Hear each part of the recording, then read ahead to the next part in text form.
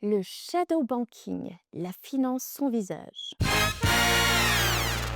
Vous pensiez être en dehors du système avec vos 3 jetons crypto et votre wallet décentralisée? Attendez que je vous parle de shadow banking, cette finance parallèle qui pèse près de la moitié des actifs mondiaux, des milliers de milliards de dollars qui échappent aux banques, mais sûrement pas aux puissants. C'est la partie invisible de la finance mondiale. On l'appelle le shadow banking, la finance de l'ombre. Un réseau tentaculaire de fonds d'investissement, de véhicules de titrisation, de sociétés de crédit et de hedge funds, tous en dehors du périmètre classique des banques. Sur le papier, tout semble légal. Ces acteurs ne prennent pas de dépôt, donc ils échappent à la régulation bancaire.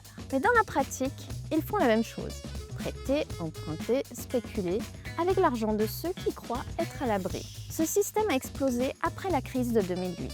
Alors que les banques traditionnelles se faisaient serrer la vis, le risque s'est simplement déplacé ailleurs. Aujourd'hui, le shadow banking pèse plus de 240 000 milliards de dollars, soit presque la moitié des actifs financiers mondiaux, plus que tout le système bancaire officiel. Et le plus fascinant, c'est qu'il est invisible au radar. Aucune banque centrale ne le contrôle totalement, aucun régulateur ne sait exactement où il s'arrête. Mais quand il tremble, c'est tout le système qui vacille. L'affaire Archegos en 2021 illustre le shadow banking en action. Un simple family office, hors du radar, manipulant des milliards via des produits dérivés invisibles même pour les banques. Sans être une banque, Archegos empruntait, spéculait et ne rendait de compte à personne. Quand les marchés ont tourné, les banques ont découvert qu'elles avaient prêté des milliards à une ombre.